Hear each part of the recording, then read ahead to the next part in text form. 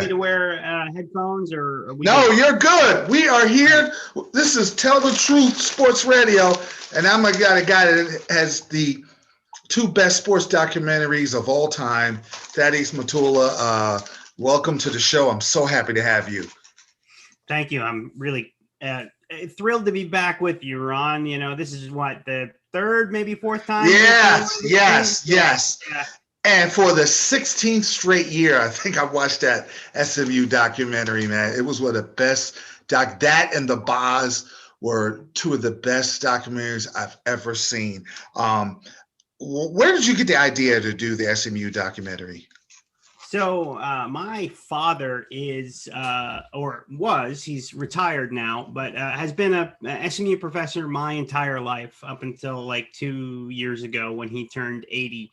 And so I grew up going to SMU football games. I basically grew up on campus. And so when I was a kid, I really don't remember a time that I didn't want to be a filmmaker. And I also, I don't remember a time when I wasn't an SMU fan. So in fact, my first sports memory is of Eric Dickerson running down the sidelines at Texas Stadium with his jersey half torn off.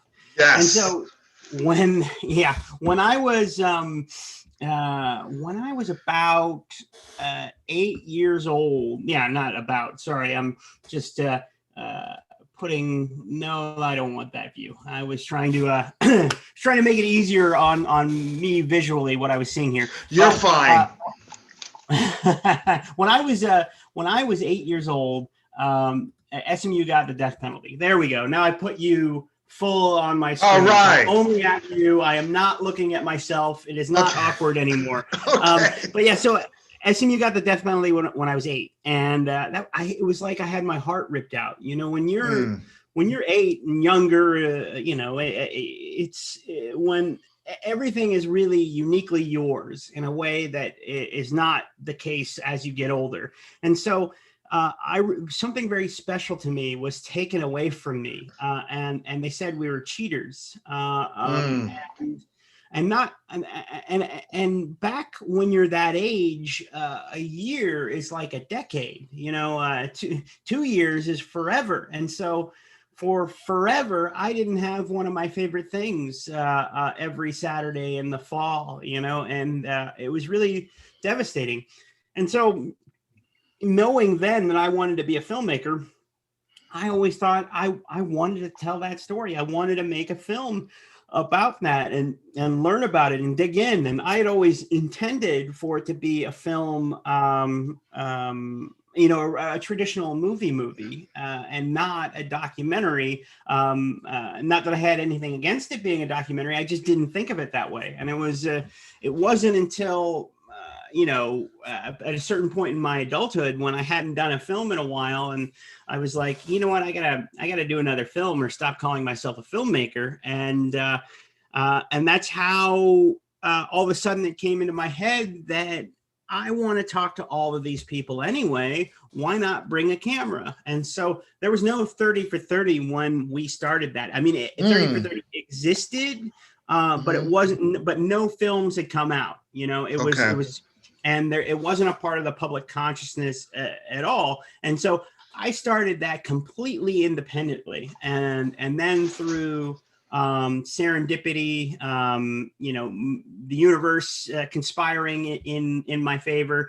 But we ended up being a part of 30 for 30, and we ended up being the 30th film of the original 30 films. And there really isn't a metric for me pre what became Pony Excess and after Pony Excess, because at one point I hadn't done a film in a good long time, and things were going nowhere. And then after it was only an 18-month period. It was 18 months to the day after I started that Pony Excess aired after the Heisman Trophy ceremony, becoming the most watched documentary premiere in ESPN's history at the time. Oh yes. Yeah, it was right after the Heisman ceremony. Because we wanted to know, because I remember that time, I was around your age, that I'm going to talk about that period of time. Eric Dickerson, Craig James, they come. And we watched the story, how they got there. Mm-hmm. They're really good. And I'm going to tell you what the problem was. They beat Texas. Texas decided to turn tattletale. Texas did not like, Texas was a big dog. They did not like the fact that somebody that they felt beneath them, SMU, would walk into Texas and win. And like, okay, we can't allow this no more. Instead of playing on a fair game and doing what everybody else does, let's tell on SMU and let's get them in trouble so we don't have to see them, because Ron Meyer was making them nervous because he was getting the Houston guys. He was getting a lot of the recruits, and now they're starting to win, and they were really good those first couple of years. Yeah, 81, they lost to, I think it lost to McMahon in 81. No, 80. And then 81, they were really good.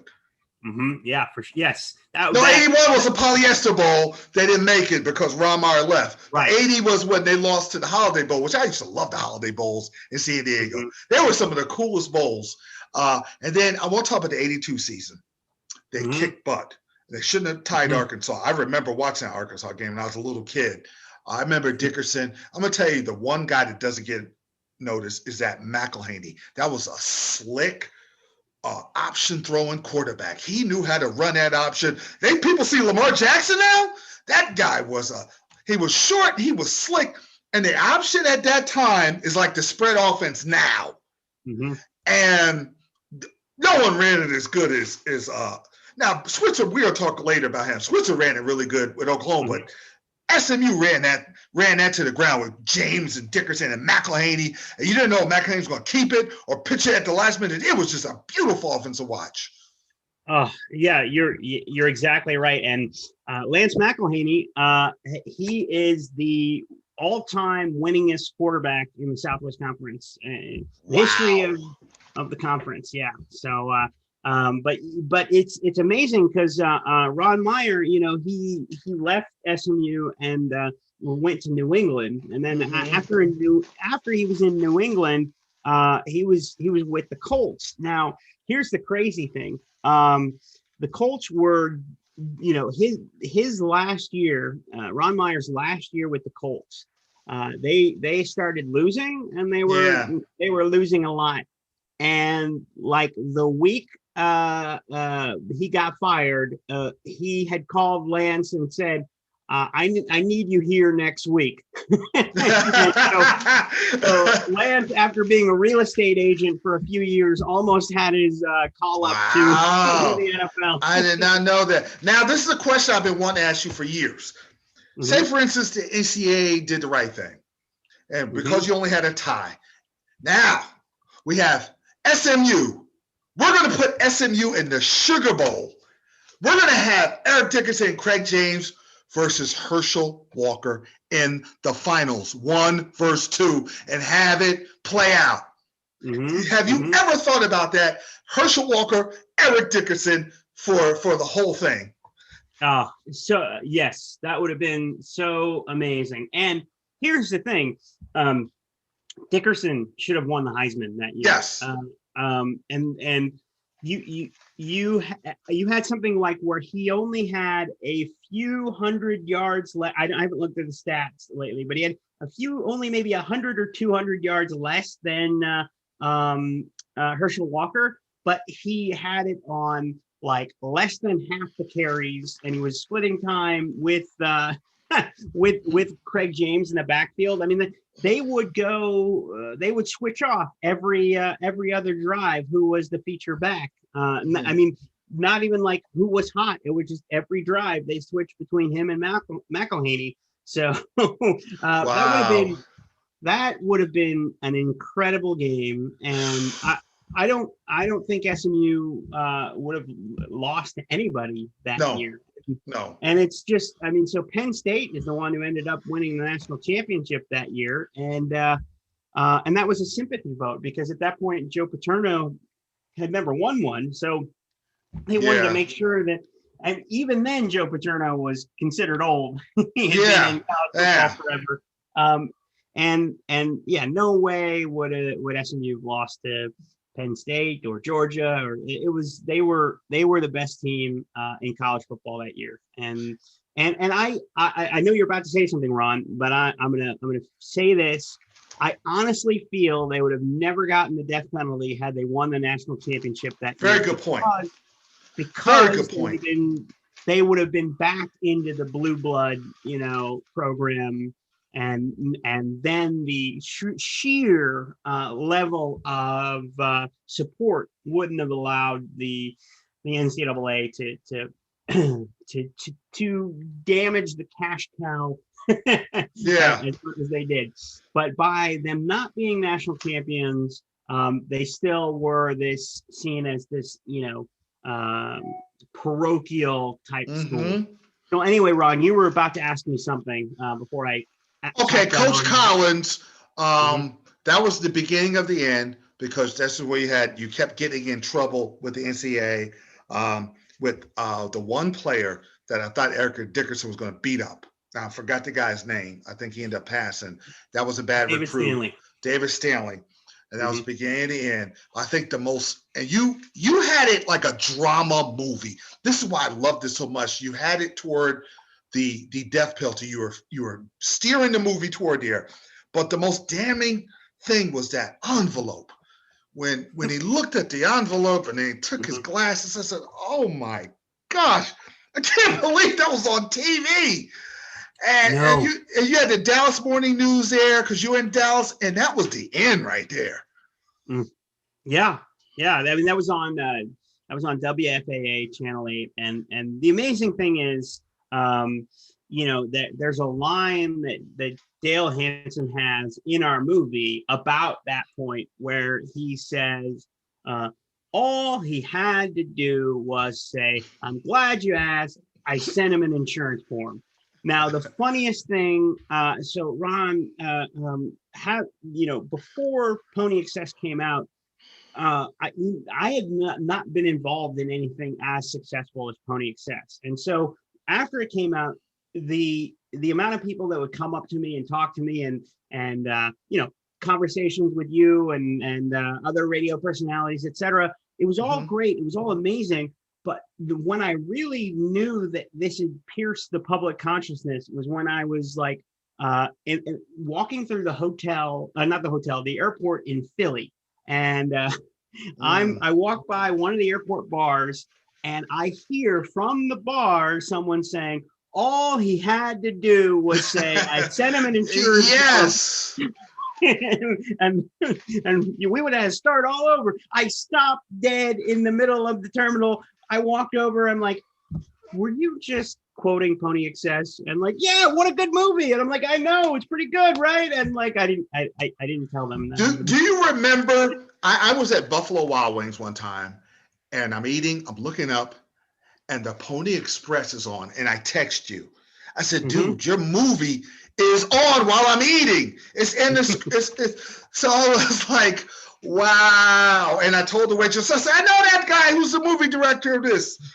But that was a great movie. But what was good was like both that and the Bosch, you kind of have good endings. So it did end positive because June Jones came and kind of stabilized the program after all the years it was down. And then that uncomfortable Notre Dame game. It was uncomfortable watching that game. Then it got to the point where Sanders came, Emmanuel Sanders and his group got to a bowl. And now they're finally at a bowl, and how excited Eric Dickerson, the old alum, are back. How great was that moment when you're watching the Hula Bowl? Oh, well, so that bowl was SMU's first bowl game back since the death penalty, and I had started making the movie at that point, but I had spent the 2009 SMU football season basically embedded with the team because the initial idea before it was a 30 for 30 was that I was going to tell the story through the lens of the 2009 season, because that was 20 years since the return. So I'm basically getting to live a dream by being with the team that year. And then we go to the Hawaii Bowl, formerly known as the Hula Bowl, but by the time this happened, it was the Hawaii Bowl. we went there, and like I was there. I was on the sidelines because we were doing some filming. It was the most incredible feeling. I mean, just this weight, this elation, and I mean, it was such a gift to be there. And the amazing thing is that we did a short documentary on that season. You can actually look it up. It's called All Grit, No Quit. And so right after the Hawaii Bowl, I went back to, I was living in Austin at the time, but working with a group in LA. So I went back to LA to be a part of editing that Hawaii Bowl footage into that short doc and that 30-minute doc. And so while I was out there, and we were transitioning into, it was, we were getting the contract settled with ESPN for Pony Excess. But I'm out there in LA, and we decide we're going to go to the national championship game just as fans. And that was Texas, Alabama. Colt McCoy, the year he got injured. I got to tell you, that was at the Rose Bowl, and as amazing as it was, and sold out, just filled with people, it didn't compare. Nowhere even close to the emotions that I had like 10 days before. That was your team. Like, oh, golly. And now look at 2020. They start out good. They had a good season, but look at your conference is getting recognized. Cincinnati was undefeated. Mm-hmm. So I think they're going to add some playoff teams eventually. So if you do have a good season, you got a chance to be in the playoffs eventually. I think if they do the right thing, have maybe 6 or 8 teams and have the playoff, there's a chance. And SMU's starting to grow. But my question to you is, when is SMU going to play Texas A&M, and Baylor and those teams? Just for the first couple of games before conference play. You think that's ever going to happen? As soon as they say yes.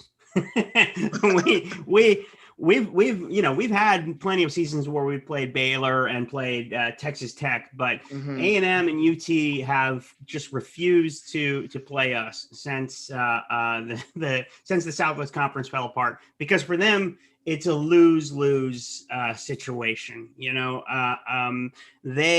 If they play SMU and they lose, then that's Dallas is one of their fertile recruiting grounds, and so like they don't want to be like they want to tell the people, you need to leave Dallas and come to our school here, and you can win and play for championships. If they play SMU and you see SMU beating them, then it's like all of a sudden, wow, I can play here, and my folks, my parents, my grandparents, they can all come to the games and see me play, and speaking of that, though, that's why they're successful now is they have Sonny Dykes. And so Coach Dykes is the son of a Texas football legend, Spike Dykes, who was the longtime head coach at Texas Tech. So just well known through the state, well loved amongst Texas high school coaches. And Sonny, came up through that, and he actually recruited as an assistant coach. Most of his stops, Dallas was his recruiting area, and so he had been looking at and dreaming of the SMU job all these years. And so the reason why SMU is successful right now and has the opportunity to actually, be back, if you will, and I know that's a weird thing to say, because for a lot of your audience, they're like, well, when were they ever there? It was the 80s. They were humming for sure. But Sonny has really done this thing where it's like, where he is like going after these Dallas recruits, and he has changed the perception of the program in the city. And he's also done this great thing about with the new transfer rules, and just, anybody who has gone somewhere else and wants to come back so they can play in front of their family and friends. I mean, he has just Smart. done this great job of saying, come here. And so now we have this this amazing homegrown kind of talent base. And now this signing day, we brought in this guy named Preston Stone, who's quarterback. He's the best recruit we've gotten since the death penalty. Wow. And he's a quarterback. And I mean, I was looking at it because both Ellinger and Buechele are leaving school, and I look back at their recruiting grades of Ellinger and Buechele from the years they came out, and this guy Preston Stone is above them, and he's one of the he's this is going to be incredible. And he announced a year before at one of the high school senior games that was a showcase. He was a junior that was invited there, and on national TV he committed to SMU a year before signing day, and that was just it obviously led to the best class we've had. That is awesome. Before I get to the boss, if SMU, say for instance, they make a run like Cincinnati and they go undefeated and they get into if there's expanded playoffs and they get beat by Alabama or whatever, the following year, and you're now an it kind of school, do you think Texas would receive opportunity and say, okay, we want to play you guys now that we see you guys are top 10 and a print? You think they'll do that or still won't do it?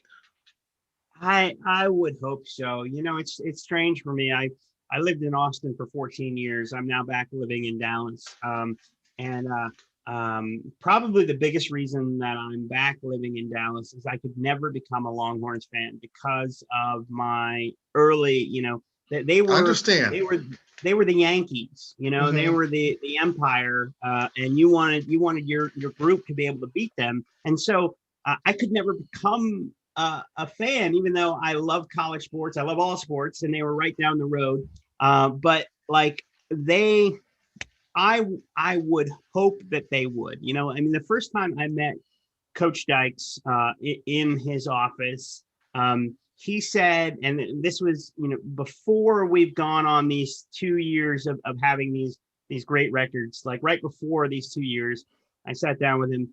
And he said, if SMU were in the Big 12 right now, this would already, regardless of the record last year, this would already be the third best job in the conference because of Dallas. Because of Dallas, yeah. Yeah. And so, I think Coach Dykes has seen what I'm forgetting his name. Why am I forgetting his name? The coach at TCU. Patterson? What Gary Patterson has done over at TCU, because when he went there with he was the defensive coordinator under Dennis Franchione. And when Franchione left to go to Alabama, it was Alabama. Patterson decided that he wasn't going, if he could keep the job, that he wasn't going to go anywhere, that he was just going to build there. And I think that always sort of inspired Dykes in the idea of like, well, look, if he can do that in Fort Worth, what can we do in Dallas? So, maybe it'll happen. Maybe it'll happen. Now, next, I want to talk about your next documentary, which is terrific, and I never thought it would go to the places it went to with the Brian Bosworth documentary, The Boz. The foundation of Brian Bosworth is from the insecurities of all the issues he had to deal with a demanding father that never seemed to give him the due or the respect he was looking for. And so when he went to Oklahoma, and Barry Switzer is my man. I got a bucket list of interviews. Barry Switzer, Eric Dickerson, and Ron Meyer. Those are three people I want to. And Barry